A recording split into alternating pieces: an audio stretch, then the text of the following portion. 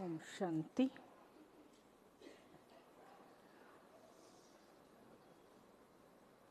अभी हम आदरणीय बीके सीए श्रीनिवासन बाई से भी अभी सुनेंगे।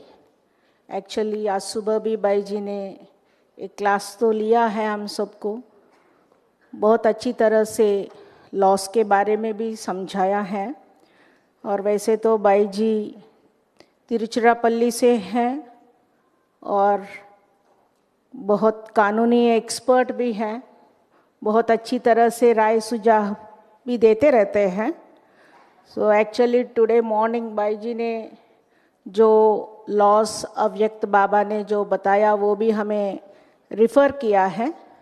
एक्चुअली अभी इस समय बाई जी का सेशन जीएसटी के ऊपर होगा, गुड्स एंड सर्विस टैक्सेस के बारे में, और इसे स्पिरिचुअली हम अप्लाई करेंगे तो गॉडली स्पिरिचुअल टैक्स भी हम कह सकते हैं। सो बाई जी अपनी आध्यात्मिक सेवाएं भी बहुत करते रहते हैं। बाई जी विभिन्न संस्थाओं जैसे Bharat heavy electronic limited, Rane power sterling limited, विभिन्न इंजीनियरिंग कॉलेजेस, स्कूल्स, महाविद्यालयों सहित विभिन्न संगठनों की सूची में सकारात्मक मनोविज्ञान ध्यान के माध्यम से कार्य कुशलता प्राप्त करना जैसे विषयों पर लगभग 50 व्याख्यान दे चुके हैं।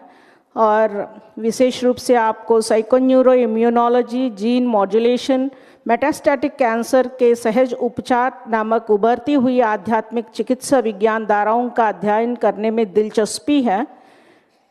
इस वर्ष 2021 में कोविड लॉकडाउन के दौरान आपने डिप्रेशन, फोबिया, स्ट्रेस इत्यादि के लिए आध्यात्मिक समाधान और प्रबंध जैसे विषयों पर यूट्यूब चैनल के माध्यम से 13 ऑनलाइन सत्र भी किए हैं।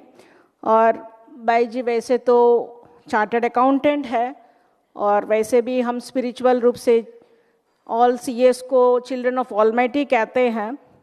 अभी यहाँ आने के बाद हम सभी को भी अपने सीए बाई जो विशेष अनुभवज्ञ हैं, हमको भी मास्टर ऑफ सीएस तो बना दिए हैं, क्योंकि हम सभी बहनें तो एक्चुअली इन सभी कानूनी नियमों के बारे में अल्पज्ञ हैं, फिर भी हमको समझाकर नॉलेजफुल बना के हमको भी सीएस बना रहे हैं। और ज्ञान सभा में हम तो सभी सुनते रहते हैं, बाई जी जो भी हमें समझाते हैं वो हम सुनते रहते हैं, लेकिन यहाँ आने के बाद प्रैक्टिकल भी यहाँ सभा में बैठना और सुनना समझना उसमें तो बहुत फ़र्क है। सो आज सुबह से हम जो भी सेशंस सुनते आए हैं, इससे हमें यही मालूम पड़ा है कि हम ऑलरेडी सतर्क है, अलर्ट है, फिर भी बहुत अलर्ट रहना चाहिए। और बाई जी अभी हमको अच्छी तरह से गाइडेंस भी देंगे जीएसटी के बारे में और अन्य विषयों के बारे में। तो आदरणीय श्रीनिवास बाई जी।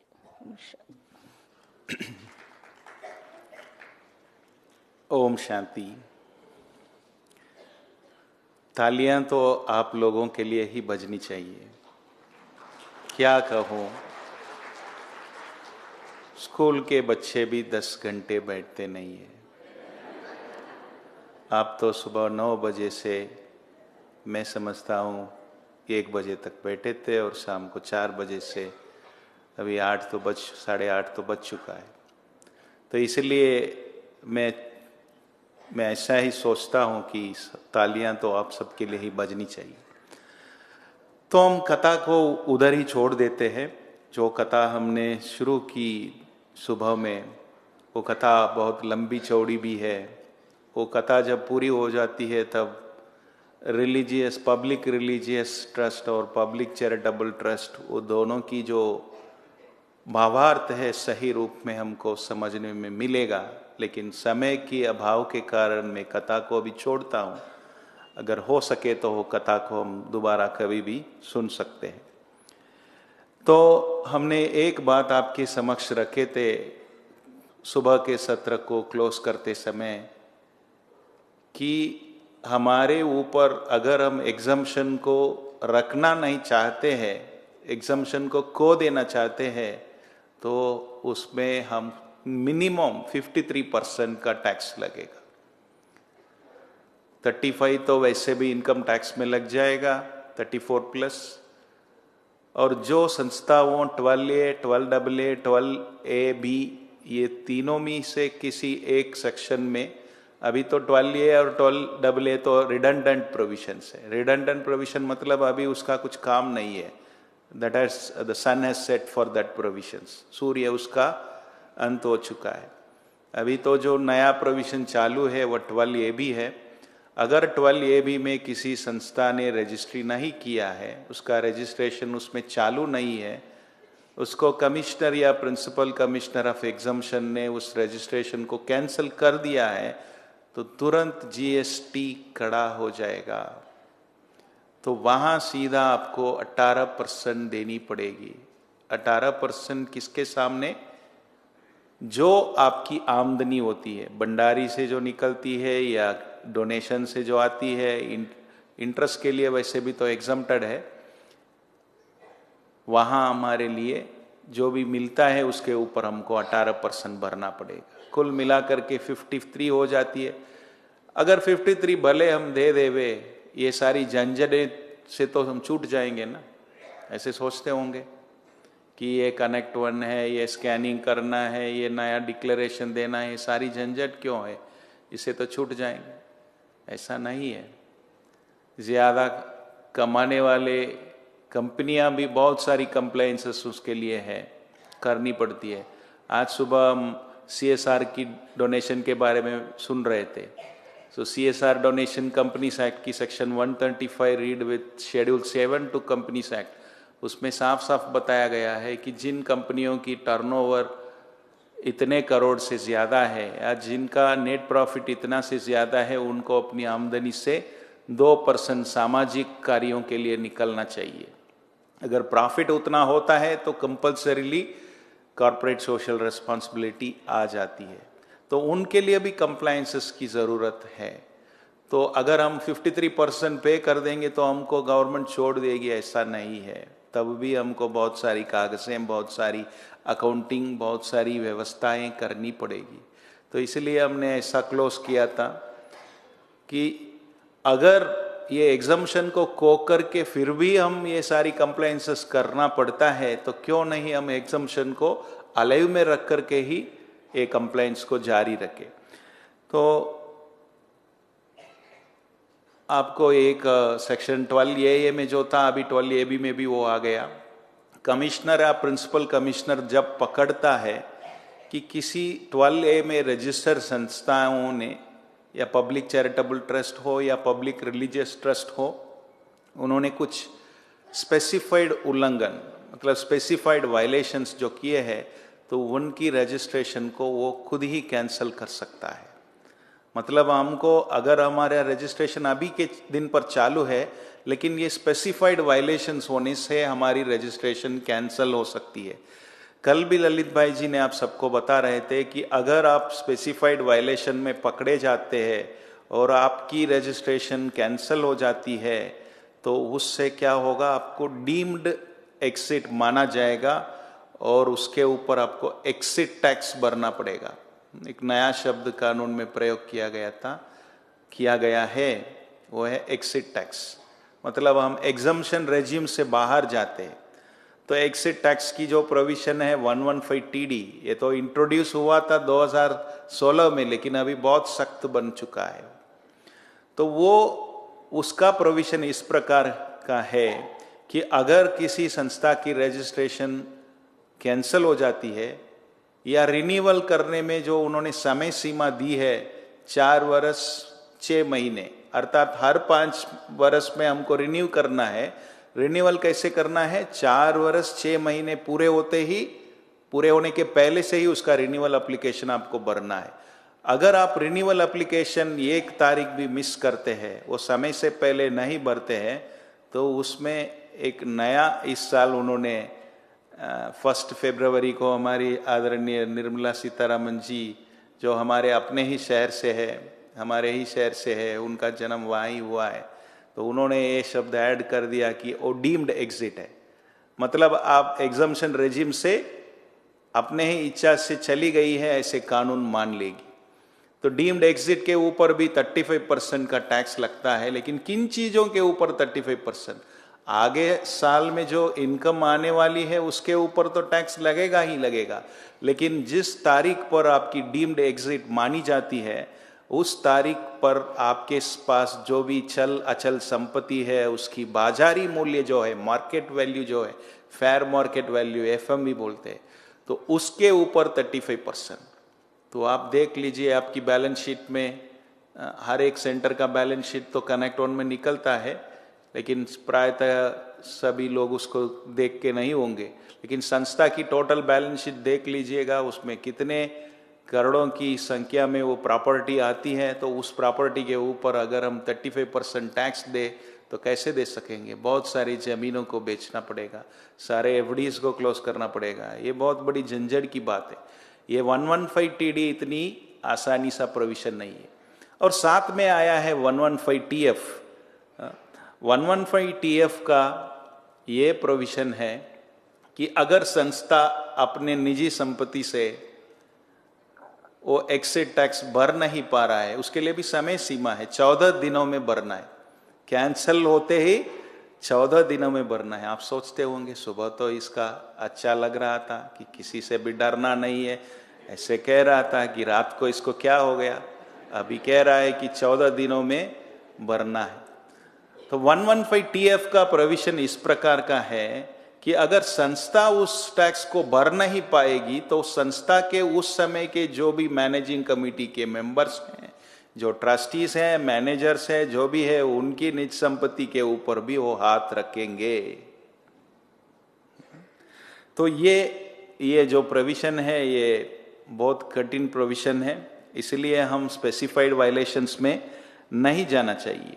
वो क्या स्पेसिफाइड वायलेशंस है जिसके उल्लंघन के कारण हमारे ऊपर ये बहुत भारी एक्सेस टैक्स लग सकता है, वो मैं अभी फास्ट करता जाऊंगा क्योंकि समय की सीमा भी है और हमको बताया हुआ है कि कब तक पूरा करना है। एक अच्छे वक्ता को जब चालू करना है वो भी जानना चाहिए और जब खत्म करना है वो भी जानना चाहिए।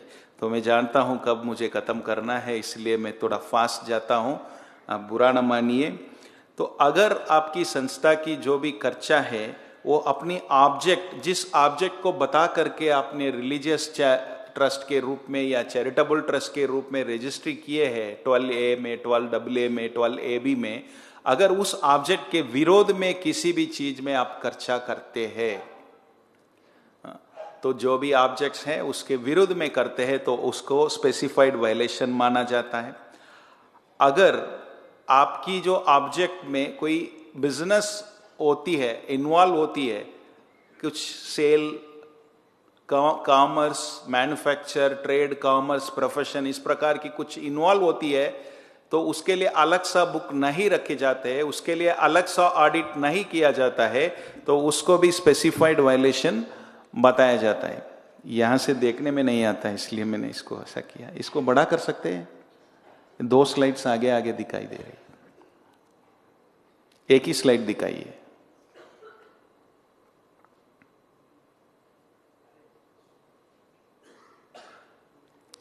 तो अगर अलग सा बुक मेंटेन नहीं होता है, उसका भी ऑडिट अगर चाहिए तो नहीं होता है, तो ठीक है, अभी ठीक है, थैंक यू, तो वो भी स्पेसिफाइड वायलेशन में आता है। तो आप सब सोचते होंगे कि गॉडली गिफ्ट्स क्यों बना, क्या जरूरत थी? तो इसका उत्तर आप यहां से निकल सकते हैं। और ट्रस्ट की जो भी प्रॉपर्टी को प्राइवेट रिलीजियस पर्पस के लिए यूज किया, प्राइवेट रिलीजियस पर्पस क्या होती है? आम जनता को उसमें आने की अनुमति नहीं है। कुछ निर्धारित जात समूह के लोग या किसी एक पर्टिकुलर रिलीजन के लोग ही उसमें भाग ले सकते हैं, सबके लिए छूट नहीं है, it is not open for public, उस प्रकार का है तो उसको भी स्पेसिफाइड वायलेशन में माना जाएगा। और ट्रस्ट चैरिटेबल पर्पस के लिए बना हुआ था, लेकिन किसी एक जात के लिए वो बेनिफिट दे रही है, तो तब भी स्पेसिफाइड वायलेशन माना जाएगा। और ट्रस्ट की कुछ एक्टिविटीज ऐसी है जो जेन्यून नहीं है, जेन्यून एक्टिविटीज नहीं है, बाहर से दिखावे के लिए कहते हैं कि ये जेन्यून जैसा है, लेकिन अंदर से उसका खोखलापन है, अंदर दूसरा है बाहर दूसरा है, वो पकड़ते हैं तभी तो, जब जेन्यून नहीं है ऐसे पकड़ते हैं। तो उसमें से लास्ट आता है किसी भी कानून का उल्लंघन करते हुए ट्रस्ट को कमिश्नर या प्रिंसिपल कमिश्नर ऑफ एग्जम्पशन पकड़ते हैं, किसी भी कानून का उल्लंघन, जो भी कानून एप्लीकेशन होता है उसका उल्लंघन करते हुए पकड़ा जाता है, तो तभी भी वो कैंसल रजिस्ट्रेशन को कर सकते हैं। तो जब से वो रजिस्ट्रेशन कैंसिल हो जाती है उससे 14 दिनों में एक्सिट टैक्स भरने की प्रोविजन आ जाती है। तो कौन कौन से कानून हैं जिनकी वायलेशन हमारे लिए बाधा बन सकती है? उसके पहले ये तो आप बता रहे थे कि ये तो पहले वाला ही प्रोविजन था, लेकिन अब आप इसके ऊपर क्यों जोर दे रहे हैं? अभी जो ऑडिट रिपोर्ट निकला है 10B का, उसमें ऑडिटर्स की रिस्पॉन्सिबिलिटी में ये जोड़ा गया है कि ऑडिटर्स को हर एक स्पेसिफाइड वायलेशंस के सामने लिखना है कि इसने इस प्रकार, ये ट्रस्ट ने इस प्रकार की स्पेसिफाइड वायलेशंस नहीं की है। अर्थात एक शब्द को हम रख लेंगे कि ये ट्रस्ट किसी भी कानून का उल्लंघन नहीं किया है, ऐसे लिखना है। तो आप सोच सकते हैं ऑडिटर्स तो हमारे अपने ही भाई बहन है, अगर उल्लंघन कुछ होता भी है तो वो क्यों नहीं लिख देवे कि कुछ नहीं हुआ है करके। तो ऑडिटर्स की क्या प्रॉब्लम है? ललित भाई जी ने भी इसका उत्तर दे दिए है पहले से। मैं उसके लिए एक राइडर्स ऐड करता हूं उसके साथ ही साथ में। इनकम टैक्स एक्ट में सेक्शन 271J पेनल्टी है। वो पेनल्टी किसके लिए है? ऑडिटर के लिए है। हर गलत रिपोर्ट के लिए, हर गलत रिपोर्ट के लिए, टोटल गलती के लिए नहीं, हर गलत रिपोर्टिंग, अगर 600 गलतियां निकलती है, हर गलत रिपोर्ट के लिए 10,000 की जुर्माना है। किसको भरना है? ऑडिटर को भरना है। तो अगर 600 गलतियां ऐसी निकलती है, झूठ निकलती है, फॉल्स इंफॉर्मेशन निकलती है, तो उनको 600 मल्टीप्लाइड बाई 10,000 वो भरना है। साथ ही साथ में 277 ये बहुत बड़ा झंझट वाला प्रोविजन है, 2020 में इंट्रोड्यूस हुआ, 1/4/2020 से ये चालू है। उसमें अगर ऑडिटर को किसी भी बुक्स को एडिट करते हुए एक फॉल्स एंट्री करते हुए जिसके कारण ट्रस्ट के लिए कुछ टैक्स भरने से छूट मिलता है, उस प्रकार की कोई गलती करते हुए पकड़ा जाए, तो वो जो अमाउंट है, गलती की जो एंट्री उन्होंने डाला है, कमीशन और ओमिशन दोनों को उन्होंने उसमें जोड़ा है, कमीशन और ओमिशन, उसका इक्विवेलेंट पेनल्टी अगर 10,000 खर्च नहीं हुआ, 10 लाख खर्च नहीं हुआ, आपके ऑडिटर लिखते हैं कि 10 लाख खर्च हो गई है, ऐसे करके 10B भरते हैं, तो 10 लाख की पेनल्टी ऑडिटर को भरनी पड़ेगी। साथ ही साथ में मुफ्त में हवा पानी खाना सब कुछ गवर्नमेंट गेस्ट हाउस में मिलेगी उनको। कौन सी गवर्नमेंट गेस्ट हाउस है? आप सब जानते हैं, मुझे बताने की जरूरत नहीं।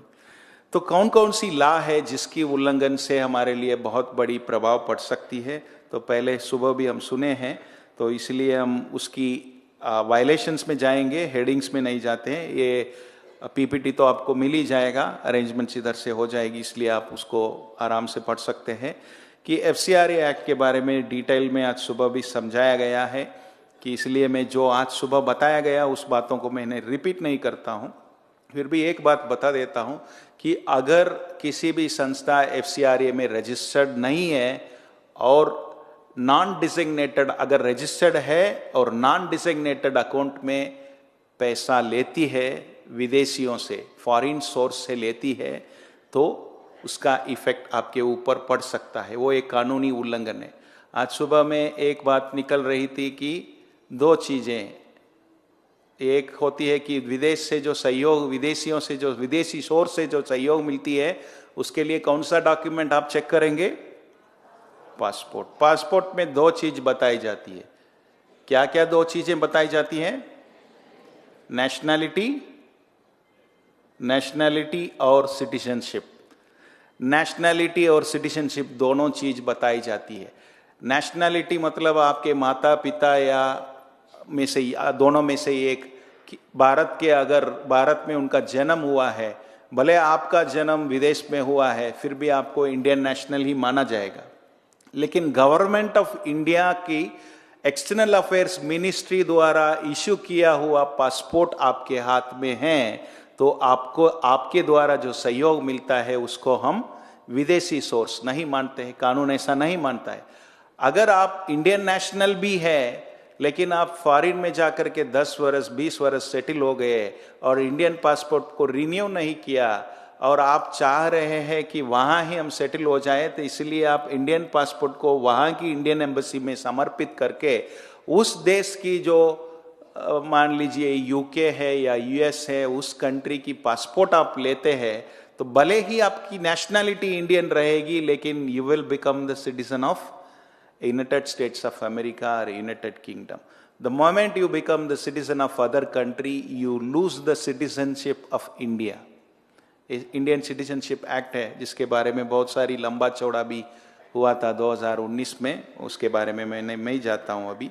तो वो बात को आपको ध्यान में रखना है। नेशनैलिटी अलग चीज है, सिटीजनशिप अलग चीज है। जिसके हाथ में फॉरेन कंट्री का पासपोर्ट है उन भले वो इंडिया से गया है, आपके ही सेंटर वाले हैं, आपके ही नज़दीक में उनका घर है, उनके माता पिता इधर है, काम करने के लिए गया है, लेकिन उसके लिए फॉरेन पासपोर्ट मिला है।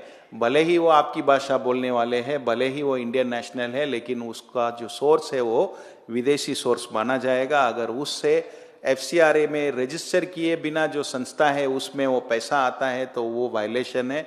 उसके लिए सख्त कानूनी कार्यवाही की जाएगी और उसका जो पैसा है उसको भी कन्फिस्केट किया जाएगा, उसको अटैच किया जाएगा। आप सब जानते हैं यहाँ कितने कोलकाता से आए हैं, कोलकाता या ईस्टर्न से आए हैं, वेस्ट बंगाल से आए हैं, कोई नहीं है।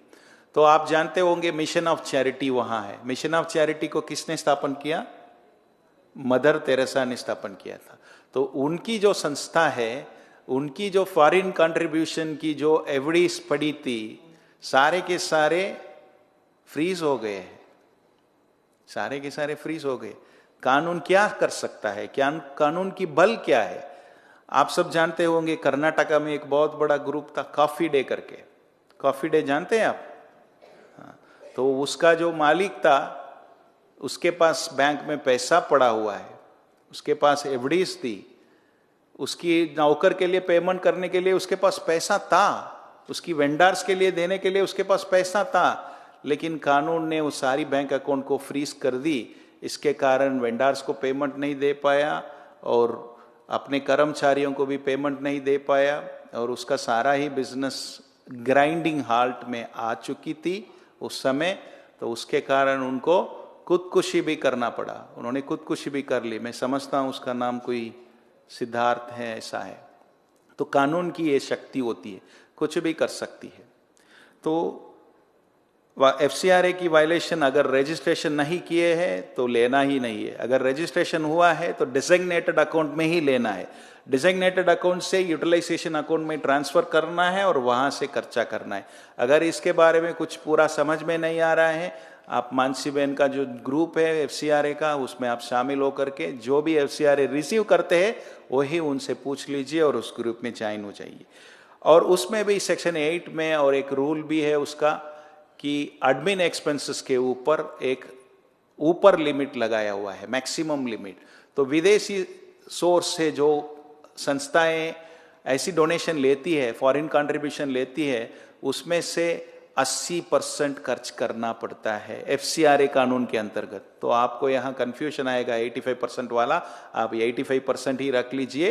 एडमिन एक्सपेंसेस के लिए उन्होंने 20% की छूट दी है। एडमिन एक्सपेंसेस का मतलब ये होता है सैलरी, इलेक्ट्रिसिटी, रेंट, ये सारी है। उसका भी एडमिन एक्सपेंसेस का उन्होंने भी कुछ व्याख्या दी है, अभी उसमें ज़्यादा जाने की ज़रूरत नहीं है। जिन लोगों के लिए FCRA की ट्रांजैक्शन है वही जाने। अभी फेमा में जाते हैं। फेमा का मतलब है फॉरेन एक्सचेंज मैनेजमेंट एक्ट, विदेशी मुद्रा की जो संभाल करने के लिए जो एक्ट हुई थी। उसकी पहले फेरा रहती थी, फेरा 1973 वाला, विच वॉज वेरी ड्रैगनिक। 1999 में फेरा को उन्होंने सॉफ्ट का स्वरूप दिया, वो है फेमा। ये जो फेमा है वो भी इतना ड्रैगनिक है, मॉनिटरी पेनल्टीज ज्यादा है और मुफ्त में खाना देना, मुफ्त में रहने का स्थान देना, उसकी पेनल्टी को थोड़ा मतलब जेल की सजा को थोड़ा कम किया गया है, बाकी monetary penalties are very high. तो उसमें क्या क्या वायलेशंस है, क्या क्या वायलेशंस करने से हम स्पेसिफाइड वायलेशंस में आ जाएंगे जिसके कारण हमको एक्सिट टैक्स भरना पड़ेगा। एक होता है टैक्स हेवंस में बैंक अकाउंट खोलना, ये तो हमारे से संभव ही नहीं है, फिर भी मैं बता देता हूं, अगर किसी भी व्यक्ति आपसे आकर के बताता है कि आपके लिए मैं मॉरिशस में या कोई करीबियन आइलैंड्स में आपके लिए एक बैंक अकाउंट खोल के देता हूं, तो वहां से आप ट्रांजैक्शन करेंगे तो आपके लिए इतना पैसा ज़्यादा मिलेगा, ऐसा कोई प्रोत्साहन आपको देते हैं, कोई एनकरेज करते हैं, तो उनसे बातें ही नहीं करना है, फ़ोन से भी बातें नहीं करना है। जो भी ऐसी वॉच लिस्ट में क्रिमिनल्स होते हैं, जिनको हम इकोनॉमिक ऑफेंसेस कहते हैं, जो इकोनॉमिक ऑफेंसेस करने वाले क्रिमिनल्स होते हैं, उनकी सारी ट्रांजैक्शंस वॉच लिस्ट में होती है, उनकी जो भी फोन्स है वो टैप होती है, वो जिससे भी संपर्क करते हैं, जिससे भी बातें करते हैं, जिसको एसएमएस करते हैं, जिसको व्हाट्सएप करते हैं, जिसको टेलीग्राम भेजते हैं, वो सारी की सारी टैप होती है और उसका भी कानूनी कार्यवाही किया जाएगा। अगर आप एक शब्द में भी हाँ कर दिया उनको कि देखेंगे, हम करेंगे, आई एम इंटरेस्टेड, आपकी बात में मैं इंटरेस्टेड है, यज्ञ के लिए आपसे इतना पैसा मिलता है, ये तो अच्छा है। आप सोचेंगे कि यज्ञ के लिए बहुत सारे पैसे वो देने के लिए तैयार है, लेकिन हमारी यज्ञ की सिस्टम ऐसी है या ऊपर जो ललित भाई बैठे हैं वो मानते ही नहीं है उसको लेने के लिए, ऐसी पैसा हमारे लिए ज़रूरी ही नहीं है, वो हमारे लिए बहुत बड़ी मुश्किलातें खड़ी करेगी। तो इसलिए ये फेमा की वायलेशंस में पहला आता है टैक्स हेवंस में अकाउंट ओपन करना और अनडिक्लेयर्ड फॉरेन एसेट्स रखना। फॉरेन में बैंक के अकाउंट रख करके, कई ऐसे इंडिविजुअल्स भी होते हैं जिनका फॉरेन में आना जाना होता है, तो वहाँ भी बैंक का अकाउंट खोल देते, या वहाँ बिना केवाईसी के आप शेयर मार्केट में इन्वेस्ट कर सकते हैं। इधर तो अभी भाषा बहन जी केवाईसी के बारे में बता रहे थे कि नो योर कस्टमर नाम से हर एक व्यक्ति को अपना, भले सिग्नेटरीज है, सिग्नेटरीज का भी पैन, आधार या जो भी अपना आईडी प्रूफ जो है वो देना पड़ता है, लेकिन टैक्स हेवंस में कुछ आइडेंटिटी देने की ज़रूरत नहीं है, इसलिए शेयर बाजार में उधर भी इन्वेस्ट कर सकते हैं। तो उस प्रकार का अनडिक्लेयर्ड फॉरेन एसेट्स हो तो उसके लिए एक स्पेशल एक्ट है, ब्लैक मनी और black assets in foreign land, ऐसा एक 2016 में आई थी, तो वो उसके लिए देख रेख करेगी। मैं समझता हूँ उसके ऊपर चर्चा करने की ज़रूरत इधर नहीं है। और अगर आप अक्सर करके फॉरेन की ट्रैवल करके आ रहे हैं और आपके हाथ में फॉरेन मुद्रा है, विदेशी मुद्रा है, यूएसडी है या पाउंड है, कितने तक आप अपने हाथ में रख सकते हैं कि फेमा के अंतर्गत आप 10,000 यूएसडी तक, मतलब यूएसडी की ज़रूरत नहीं, अगर पाउंड भी आप रखते हैं या किसी मिडिल ईस्ट की कोई भी करेंसी आप रखते हैं, उसका जो इक्विवेलेंट वैल्यू 10,000 यूएसडी तक है, उतने तक रख सकते हैं। उसमें भी सेक्टरल लिमिट्स है। सेक्टरल लिमिट्स क्या कहती है कि 5,000 यूएसडी तक आप नकद और काइंस के रूप में रख सकते हैं, USD value, equivalent USD value, और दूसरे 5,000 यूएसडी वैल्यू आप ट्रैवलर्स चेक के रूप में रख सकते हैं। और ये बताया जाता है उस कानून में कि 180 दिन में वो जो नकद है, जो काइंस है, टीसी है, वो सारे को सारे इंडियन करेंसी में, आईएनआर में आपको परिवर्तन करना है। सदा के लिए आप 2,000 यूएसडी तक रख सकते हैं। तो अगर आगे से कुछ दोबारा फॉरेन जाने का आपके लिए प्लान नहीं है, तो आप अपने पास ज़्यादा से ज़्यादा फॉरेन करेंसी नहीं रखिए, फॉरेन टीसीस नहीं रखिए, जितना हो सके वो पूरा ही खर्च करके आ जाए वहाँ से ही। तो आप कह रहे हैं कि हम सबको फॉरेन जाने के लिए, ऐसे आप पूछ सकते हैं, तो उसके लिए मैं आगे आता हूँ, मैं कह रहा हूँ या नहीं है आपको पता चल जाएगा। तो बिजनेस स्पेसिफिक वायलेशंस जो होती है उसके बारे में हम इसमें चर्चा नहीं करते हैं। तो फेमा और एफसीआरए का तो administration ministry of home affairs करती है, तो उनके लिए स्पेशल ऑडिटर्स रहते हैं, वो भी ऑडिट करेंगे। अगर आपका रिटर्न में कोई गलती, एफसीआरए की भी रिटर्न होती है, FC3 रिटर्न बोलते हैं, उसका क्वार्टरली रिटर्न भी होती है और एनुअल रिटर्न भी होती है, वो भी हम जो भी फॉरेन कंट्रीब्यूशन रिसीव करने वाली संस्थाएं हैं हमारी, उसके लिए हम क्वार्टरली भी भरते हैं और एनुअल भी भरते हैं। अगर उसमें कुछ ऊपर नीचर हो गया तो वो तुरंत वहाँ की ऑडिटर्स आते हैं, चेक करते हैं, वेरीफाई करते हैं, उसकी जो पहचान लेते हैं। फेमा के अंतर्गत एडजुडिकेटिंग अथॉरिटी ईडी है। अब तो जानते हैं ईडी है, सब न्यूज पढ़ने वाले ही होंगे। ईडी मतलब enforcement directorate, it's a wing under reserve bank of India. तो उसमें क्या के वायलेशंस की क्या क्या जुर्माना है, पेनल्टीज है, huge monetary penalty, sometimes 50 times, sometimes 100 times, उसमें जो मनी इन्वॉल्व है उसका 100 टाइम्स भी पेनल्टीज है। कुछ कुछ में कुछ कुछ डिफरेंट वैल्यू है, और लॉन्ग ड्यूरेशन ऑफ इम्प्रेशनमेंट को थोड़ा कम किया है अभी फेरा में बहुत उसका लॉन्ग ड्यूरेशन थी। और तीसरा आता है, ये बहुत बड़ा कानून है, ये पीएमएलए क्या होती है? Prevention of money laundering act. आप सब अपने कपड़े को धुलाई करते हैं, करते तो होंगे। सत्यु में ही हमारा एक दिन का कपड़ा दूसरे दिन में प्रयोग नहीं आएगा, लेकिन अब तो हम धुलाई करते, लैंड्री में डालते, जिसको बोलते हैं लैंड्री में करते। तो ऐसे ही रेड मनी को लैंड्री में डाल करके व्हाइट मनी बनाया जाता है। क्या होती है भाई रेड मनी? रेड मनी वो होती है जो कोई क्राइम्स के द्वारा किसी व्यक्ति को मिलता है। मान लीजिए कोई व्यक्ति मारपीट का काम करता है, मारने का काम करता है व्यक्ति को, जैसे बोलते हैं कि कॉन्ट्रैक्ट किलर बोलते हैं ना, वो जो काम करने वाले हैं उनके लिए पैसा मिलता है। जो कॉन्ट्रैक्ट देने वाले पैसा देते हैं, वो कॉन्ट्रैक्ट लेने, वो उनका किसी से दुश्मनी नहीं है, सिर्फ वो पैसे के लिए किसी की खून कर देते हैं। आर्गन ट्रेडिंग करते हैं, इलीगल आर्गन ट्रेडिंग और इलीगल ह्यूमन ट्रैफिकिंग।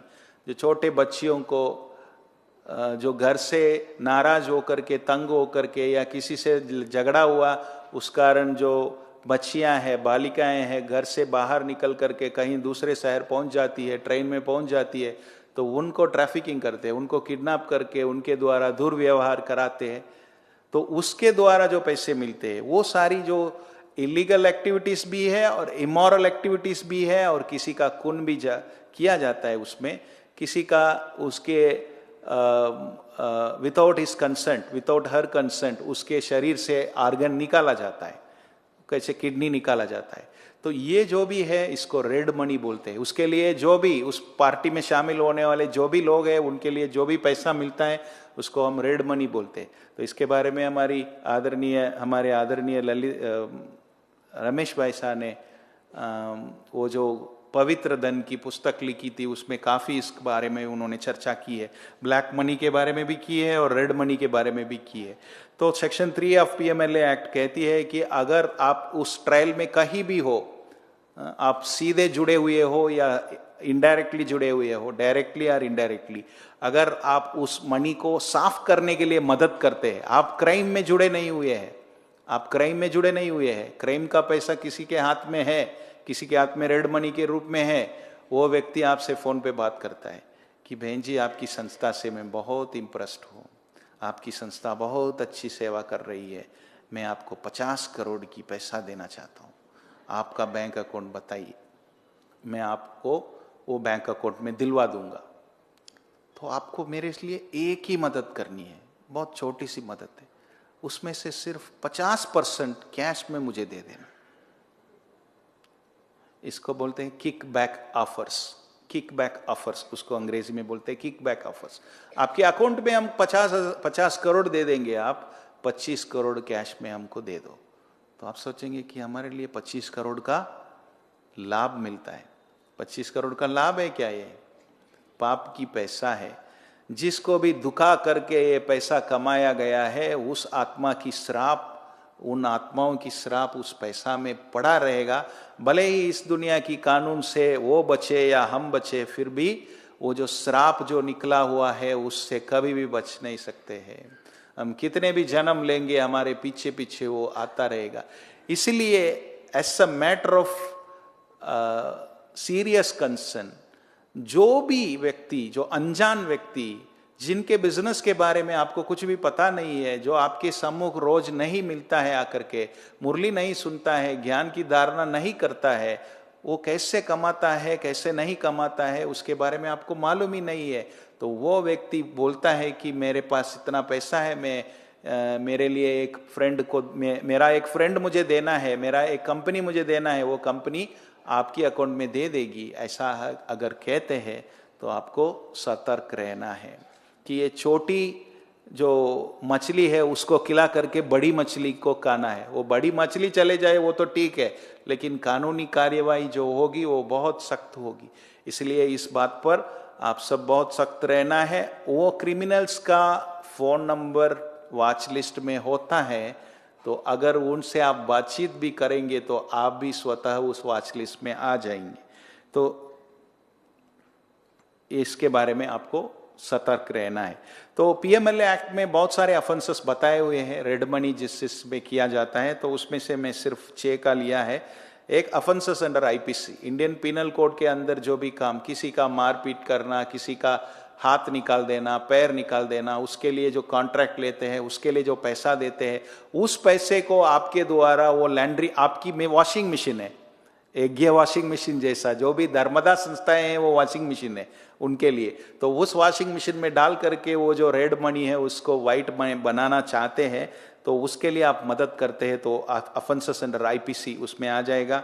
और नार्कोटिक ड्रग्स, जो भी नशीले पदार्थ हैं उनका जो ट्रेड करते हैं, उससे जो पैसा मिलता है उसको सफाई करने के लिए पैसा लेने वाले, बेचने वाले, सबके ऊपर ये एक्ट कानून रहेगी। हम तो वो काम सीधा नहीं करने वाले हैं, कभी भी हम लौकिक में भी नहीं करने वाले होंगे। हमारा इतना अच्छा संस्कार रहा है, इसलिए हम बाबा के घर में अभी आराम से बैठे हैं। हमारे पास अभी कोई झंझट ही नहीं है, सिर्फ हमारे योग है और हमारी पुरुषार्थ है, सेवा है, उसके वास्ते हम चल रहे हैं।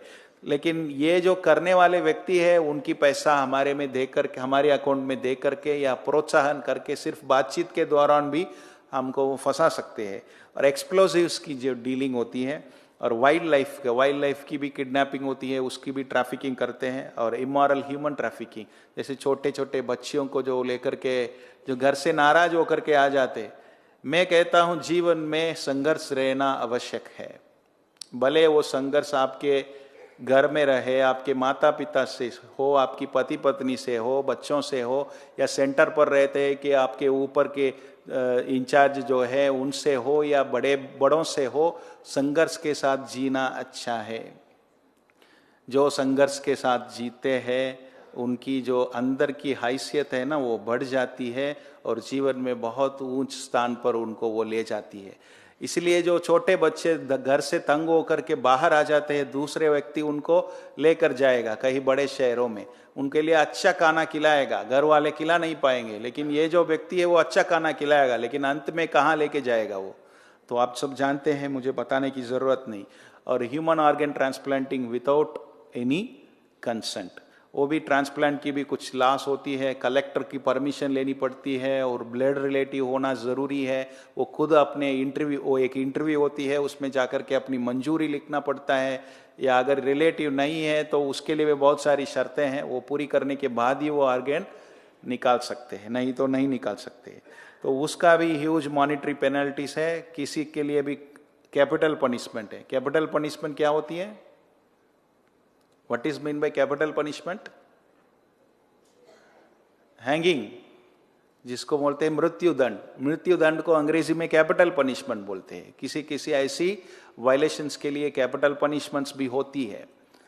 कल परसों मैंने हिंदू में पढ़ा था, सीजेआई साहब ने एक कमिटी बुलाई है, हमारी चंद्रचूड़ साहब ने एक कमिटी बुलाई, हिंदू में आया था कि कैसे मृत्यु दंड को और सहज रीति से दिया जाए। नहीं, हंसने की बात नहीं है। ऐसे भारत में कई सी संस्थाएं हैं, कई सारे ऐसे एक्टिविस्ट हैं जो समझते हैं कि मृत्यु दंड देना जरूरी नहीं है, इम्प्रेसनमेंट लगा दीजिए लेकिन मृत्यु दंड नहीं दीजिए, ऐसे करके सोचने वाले व्यक्ति है। वैसे भी बाबा के ज्ञान के आधार पर हम सोचेंगे तो भी आत्मा का तो विनाश नहीं होता। अगर मृत्यु लेती है, उसका मृत्यु हो जाती है दंड के द्वारा या किसी और अन्य माध्यम से, फिर भी वही आत्मा इसी भूमि पर किसी न किसी शरीर में जन्म लेगी। वो जो क्राइम की संस्कार है वो तो आत्मा के अंदर रहेगी ही रहेगी। अगर मृत्यु दंड से कोई व्यक्ति ठीक हो जाता है तो उस मृत्यु दंड के बाद कोई आगे क्राइम नहीं होनी चाहिए। लेकिन आप क्राइम बुलेटिन को पढ़िए, भारत का एक ऑनलाइन क्राइम बुलेटिन रहता है कि हर देश में, हर प्रदेश में कितने प्रकार के कौन कौन से क्राइम होते हैं, कितनी डकैती होती है, हाउस ब्रेकिंग होती है या चाइन स्नैचिंग होती है, हर एक स्टेट में रहती है। वो पूरे इंडिया का है। तो आप क्राइम रिकॉर्ड को भी पढ़ सकते हैं, पढ़ने की ज़रूरत नहीं है, मैं इसे कह रहा हूँ, अगर चाहेंगे तो उससे पता चलेगा कि क्राइम रेट बढ़ता ही रहा है। तो सीजे साहब ने कहा है कि hanging punishment is also so painful, we should be more humanely, मतलब थोड़ा और मनुष्यता हम दिखाए, इंसानियत दिखाए, भले कैपिटल पनिशमेंट हो लेकिन और इतना हैंगिंग जैसा नहीं हो, और सॉफ्ट वे में, जैसे फॉरेन में इंजेक्शन लगा देते हैं, वो एनेस्थीसिया जैसा इंजेक्शन लगा करके फिर दूसरा इंजेक्शन लगा देते हैं, वो कोमा में चले जाते हैं। तो लॉन्ग ड्यूरेशन की लाइफ इंप्रेशंस भी होती है, और इसमें भी ईडी और सीबीआई दोनों एडजुडिकेटिंग अथॉरिटी हो सकती है। पीएमएलए में ईडी भी हो सकती है और सीबीआई भी हो सकती है। तो अगर कोई व्यक्ति आईपीसी की कोई क्राइम करता है, कोई व्यक्ति दूसरे को चीट करके कमाता है, वो रोज सेंटर पे आता है, वो भंडारी में भी पैसा डालता है और बाबा को बोलता है कि मेरा काम ये है, लेकिन मैं आपको इसमें क्या बना लेता हूं, पार्टनर बना लेता हूं, पार्टनर इन क्राइम। वैसे भी हमारे जो वरिष्ठ भाइयों हैं, बहनों हैं, उन्होंने बताया हुआ है कि जो गलत तरीके से पैसा आया है वो टिकेगा नहीं, वो कैसे भी, हाँ जी। तो ये पार्टनर इन क्राइम भी हम हो जाएंगे। और जो चैरिटेबल ट्रस्ट की जो बॉम्बे ट्रस्ट एक्ट है, उसमें भी काफ़ी वायलेशंस हैं, जो अगर हम करेंगे तो ये रजिस्ट्रेशन कैंसिल हो सकती है। तो selling of property without obtaining prior permission लिए बिना हम बेच नहीं सकते हैं। और पीरियाडिक जो रिटर्न्स, एनुअल रिटर्न्स होती है, अगर नहीं फाइल करते हैं तो भी वायलेशन माना जाएगा। और वो एडमिनिस्ट्रेशन को वो खुद ले सकते हैं, चैरिटी कमिश्नर ले सकते हैं। तो एंड रिजल्ट ऑडिटर को ये जो भी वायलेशंस हुआ है उस सारे के बारे में आपसे बात करना पड़ेगा और उसको रिपोर्ट करना पड़ेगा। अगर रिपोर्ट करते हैं तो एक्सिट टैक्स भरना पड़ेगा। तो दूसरा वाला स्लाइड आप ऑन कीजिए। सो जीएसटी की जो प्रोविजन है 1 जुलाई 2017 में चालू हुई है, उसमें से बहुत इम्पॉर्टेंट है नोटिफिकेशन 12/2017, जिसका पब्लिशिंग डेट था 28 जून 2017। अब इसको बड़ा कीजिए।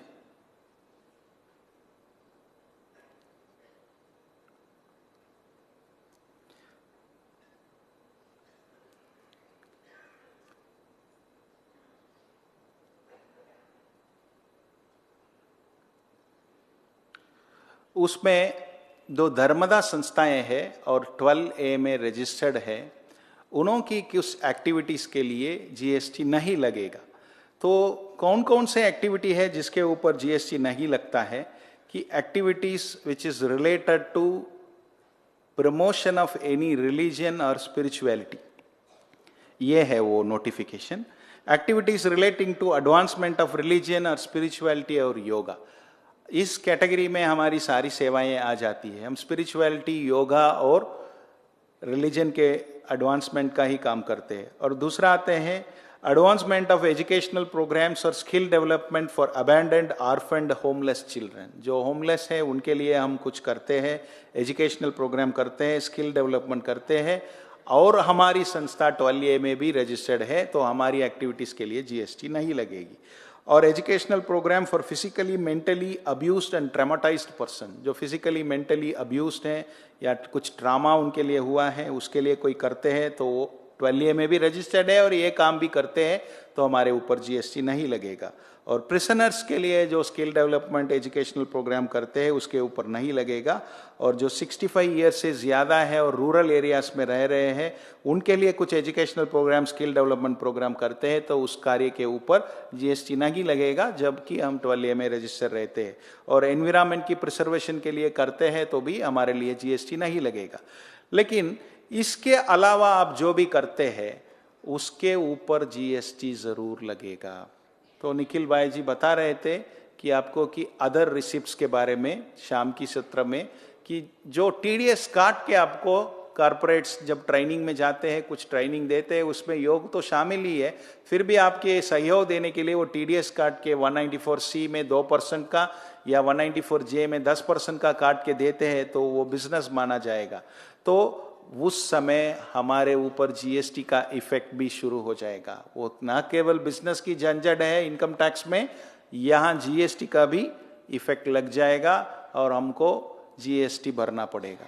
तो आप सोचेंगे कि 20 लाख की एग्जम्पशन है। 20 लाख की एग्जम्पशन मतलब ओवरऑल टर्नओवर, जिसको एग्रीगेट टर्नओवर बोलते हैं। हमारी जो डोनेशंस आती है, इंटरेस्ट आती है, वो कुल मिला करके उसके साथ ये जो संस्थाएं, ये जो कंपनीज हमको जो मदद करते हैं, उसको भी मिला करके वो 20 लाख की सीमा हमको देखनी है। अगर हम ऐसे करते हैं तो हम बिजनेस की डेफिनेशन में आ जाएंगे। अगर बिजनेस की डेफिनेशन में हम आ जाते हैं तो हमको क्या करना है, हमारे ऊपर क्या क्या लागू और होगी GST में। अगर बिजनेस की डेफिनेशन में आप आ जाते हैं तो जो भी कैपिटल गुड्स आप बेचेंगे, जो भी कार बेचेंगे, पुराना कार बेचेंगे, पुराना सामान बेचेंगे, other than immovable property, old batteries को एक्सचेंज करके नया बैटरी लेंगे, तो उसके ऊपर भी GST का इफेक्ट रहेगा। तो आपको GST कलेक्ट करना पड़ेगा। और बिजनेस का डेफिनेशन भी बहुत लंबा चौड़ा है, उसमें भी अब मैं नहीं जाता हूं।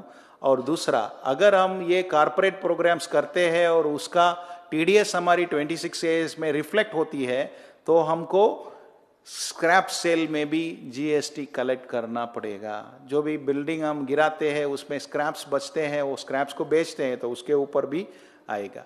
तो GST में एक दूसरा है जिसको बोलते हैं रिवर्स चार्ज मैकेनिज्म, RCM बोलते हैं। इसको आप आसान शब्द से S9 रख सकते हैं। अब पहले वाला देखिए S है, दूसरे वाला देखिए 9 है। S का मतलब क्या है, रिसीवर सेलर को पैसा देता है। मतलब सेलर कुछ चीज वस्तुएं बेचता है रिसीवर को, या कुछ सेवा बेचता है, तो उसके लिए पैसा रिसीवर मतलब सेवा की रिसीवर, गुड्स की रिसीवर, उनसे पैसा लेता है विथ GST। उस GST को सेलर खुद जाकर के गवर्नमेंट के अकाउंट में जमा कर लेता है। वो इसको बोलते हैं फॉरवर्ड चार्ज या नॉर्मल चार्ज बोलते हैं। उसका दूसरा वो उल्टा वो एक सिचुएशन है, उसको रिवर्स चार्ज बोलते हैं, वो 9 है, S9 है। 9 क्या है, रिसीवर सेलर को सिर्फ गुड्स का पैसा देता है, ट्रक का किराया देता है, लेकिन उसके ऊपर जो GST है वो सेलर को नहीं देता है, ट्रक वालों को नहीं देता है, सीधा वो गवर्नमेंट को दे देता है। तो ये कौन दे सकते हैं? हम भी जब बिजनेस की डेफिनेशन में आ जाते हैं, या 1 रुपया का भी टैक्सेबल सप्लाई हमारे द्वारा हो जाती है, तो हमको भी इस GST में रिवर्स चार्ज के लिए रजिस्टर होना पड़ेगा। और 1 रुपये के ट्रक का खर्च हम करेंगे तो भी उसके ऊपर रिवर्स चार्ज के रूप में हमको टैक्स भरना पड़ेगा। तो ये इसके बारे में एक सर्कुलर भी निकला था 129/2022। आप जाकर के कनेक्ट वन से भी ढूंढ करके, या मुरली आपकी ईमेल की रोजरी में होगी, मधुबन रोसरी से जो ईमेल आई है उसमें होगी, वहाँ से भी आप इसके बारे में पढ़ सकते हैं। क्यों और बात होती है resident welfare association. Resident welfare association को अगर जो सोसाइटी बोलते हैं, सोसाइटी को मंथली 7,500 से ज़्यादा आप देते हैं तो उनको ही आपको GST देना है। Pure labour contracts for residential construction के लिए GST में हमारे लिए छूट है, लेकिन वो सिर्फ रेजिडेंशियल कंस्ट्रक्शन के लिए है। उसमें मटेरियल की पैसा कॉन्ट्रैक्टर को नहीं लेना चाहिए। ये छूट अभी तक है, कब निकाला जाएगा पता नहीं। जब निकाला जाता है तब से ये प्योर लेबर कॉन्ट्रैक्ट के ऊपर भी GST हमको देना पड़ेगा। और ये जो जमीन मकान के ऊपर की GST है वो बहुत लंबा चौड़ा है, मैं समझता हूँ, अभी मैं उसको नहीं ले पाऊंगा। तो अभी आते हैं लीगल फीस में। अगर हम कुछ बिजनेस करते हैं, बिजनेस मतलब क्या है, अभी कॉर्पोरेट ट्रेनिंग करते हैं, TDS काट के आपके पैसा देता है तो एक्ट उसको बिजनेस मानता है। अगर बिजनेस होता है और आपका टर्नओवर 20 लाख से ज्यादा है, तो आप जो भी एडवोकेट फीस देते हैं उसके ऊपर आपको रिवर्स चार्ज में S9 में आपको भरना पड़ेगा, उसके लिए रजिस्ट्रेशन करना पड़ेगा। तो क्यों नहीं हम रजिस्ट्रेशन कर लेवे? आप सोचेंगे क्यों नहीं हम GST में रजिस्ट्रेशन कर लेवे? तो GST में हर स्टेट के लिए अलग अलग 2 प्रकार की रिटर्न हर महीना भरना पड़ता है। तो हमारे पूरे भारत में 28 स्टेट्स है और 8 यूनियन प्रदेश है। दोनों को आप मिलाएंगे तो 36 मिल जाएगी। तो हर महीना 36 इंटू 2 हाउ मेनी 72 रिटर्न्स भरना पड़ेगा। उसकी भी समय सीमा है, 11 तारीख के पहले एक रिटर्न को भरना है और 20 तारीख के पहले दूसरे रिटर्न को भरना है। वो कब भर सकते हैं? उसके पहले उस महीने का पूरा अकाउंट ऑडिट किया हुआ हो। वो ऑडिट कब हो सकता है? उसके पहले आप पूरे महीने का एंट्री पूरा किया हुआ हो, कोई भी मिसिंग नहीं हो, बैंक की सारी एंट्रीज आपने ली है, टीडीएस का भी एंट्रीज ली है। ये जब पूरा हो जाता है तभी ये कर पाएंगे। तो ये प्रैक्टिकल डिफिकल्टी है और हर स्टेट में हमको इसी के लिए ऑफिस खोलना पड़ेगा और इसी का इतना भारी कारोबार रहेगा। तो आप सबको इससे मुक्त रखने के लिए ही जो भी जीएसटी कानून में बताई जाती है उसके हम कट करते जा रहे हैं। सुबह भी मैंने बताया था कि हमारे पैर के हिसाब से चप्पल नहीं मिल रहे हैं, जो चप्पल मिल रहा है उस अनुसार हमारे अपने पैर को हम काट रहे हैं। इसी को मैंने उस शब्दों में बताया था कि बॉम्बे पब्लिक ट्रस्ट एक्ट में भी मैंने काफ़ी पहले स्लाइड्स में भी बताया था, उसमें भी ऑडिट की प्रोविजंस है। ऑडिटर्स ड्यूटी है इरेगुलरिटीज को रिपोर्ट करने की और इमूवेबल प्रॉपर्टी को ऐसे सीधा एलिनेट कर सकते हैं। बॉम्बे ट्रस्ट एक्ट पुराने महाराष्ट्र की पूरे प्रदेश में उसका अमूल है, लेकिन हर स्टेट में कोई ना कोई ऐसी पब्लिक ट्रस्ट एक्ट होती है, उसकी उल्लंघन भी हमारे लिए स्पेसिफाइड वायलेशन में आ सकती है। एमएलए एमपी फंड्स रिसीव करते हैं तो हमारे लिए एक बहुत बड़ा खतरा है, वो है सीएजी ऑडिट का खतरा।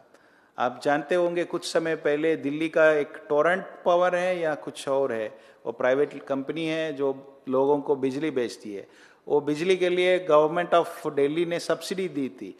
वो सब्सिडी को वो प्राइवेट कंपनी ने रिसीव किया तो तुरंत वो सीएजी ऑडिटर्स वहाँ घुस गए।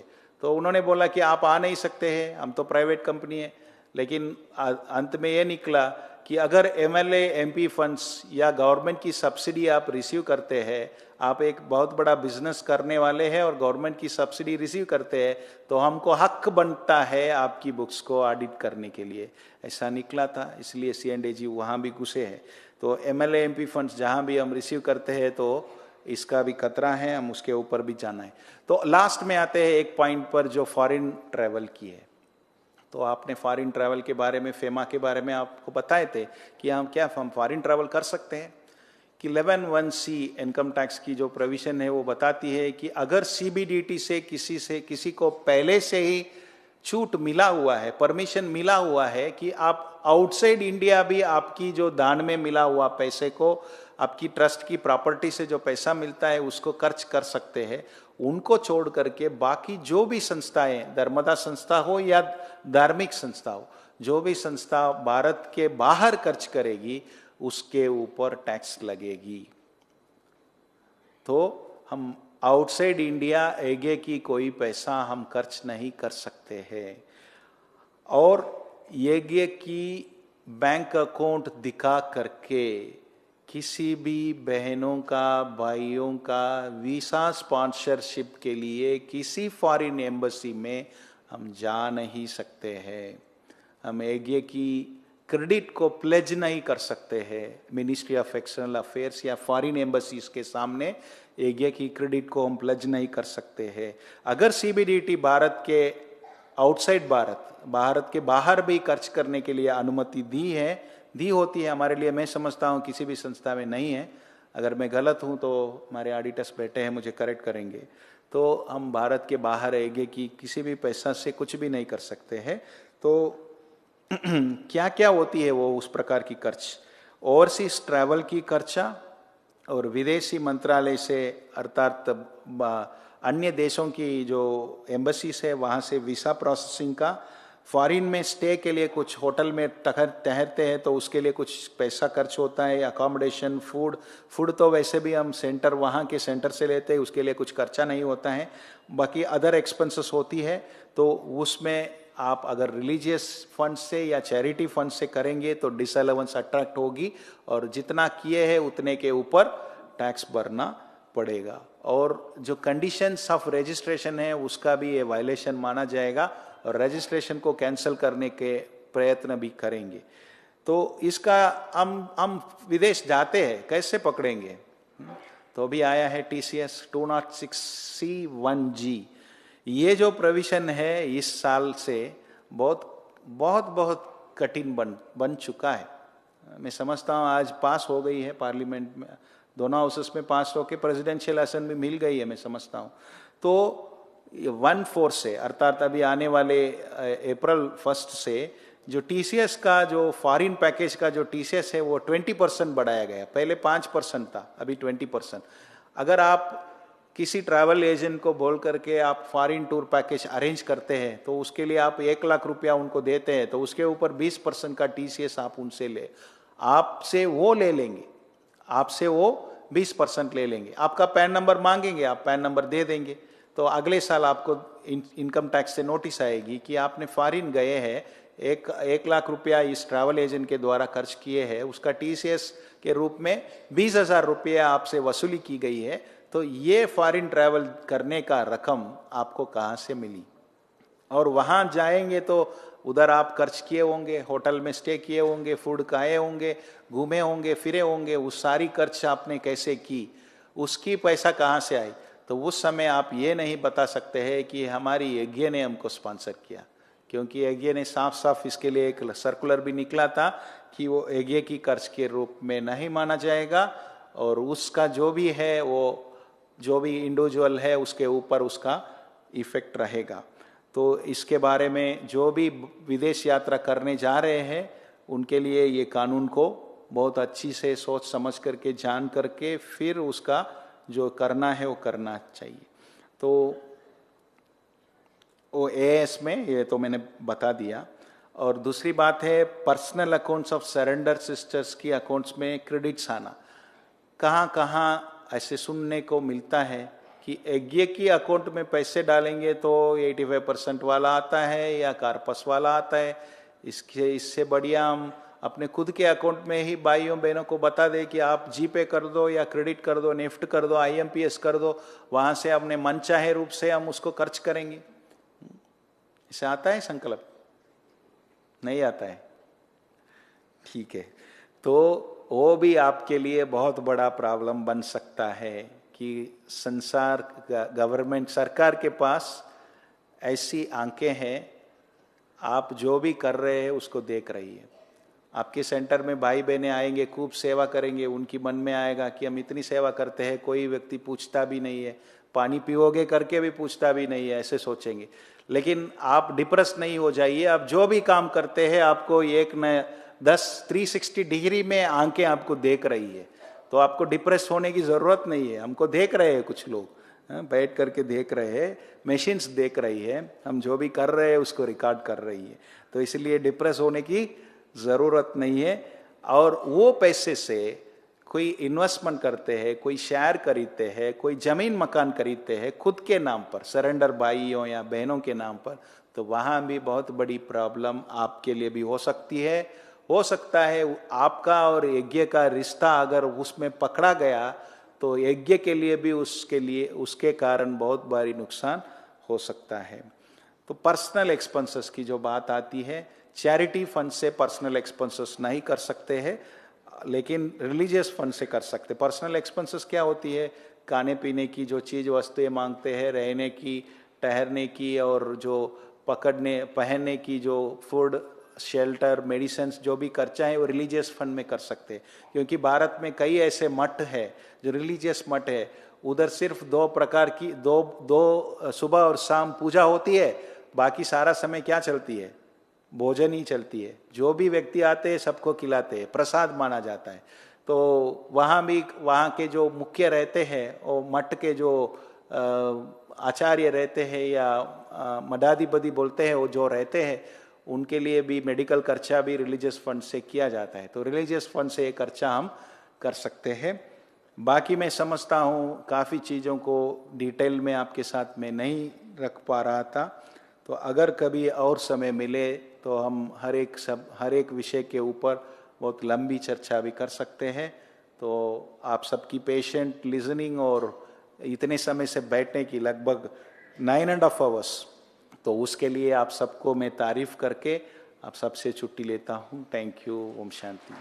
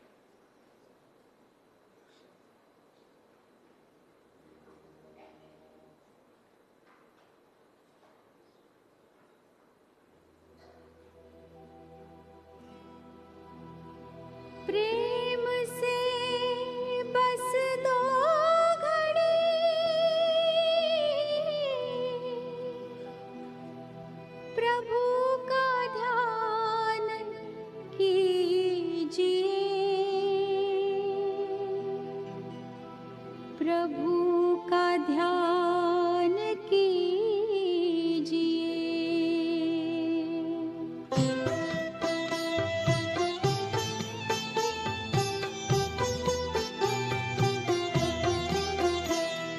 प्रेम से बस दो घड़ी प्रभु का ध्यान कीजिए।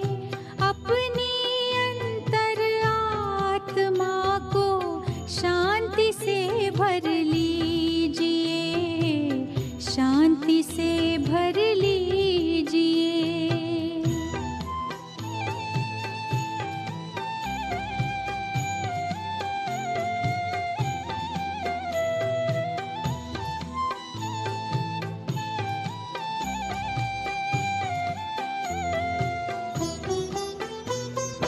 मानव जीवन में जैसे सत्कर्म का ज्ञान जरूरी है,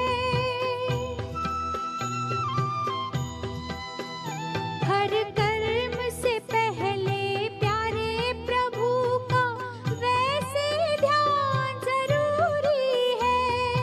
अपने दिल के दामन को आनंद से भर लीजिए, आनंद से भर लीजिए। प्रेम से बस दो घड़ी।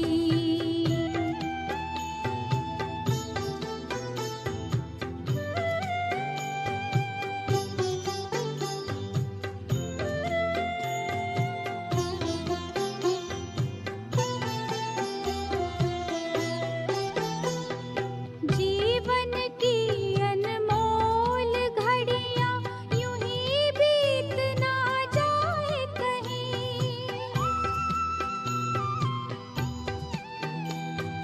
मायावी जंजीरें मन को आकर्षित कर पाए नहीं। दीप जलाकर ज्ञान का मन को रोशन कीजिए, मन को रोशन कीजिए। प्रेम से बस दो घड़ी प्रभु का ध्यान कीजिए। अपनी अंतर आत्मा को शांति से भर लीजिए, शांति से भर लीजिए। प्रेम से बस दो घड़ी।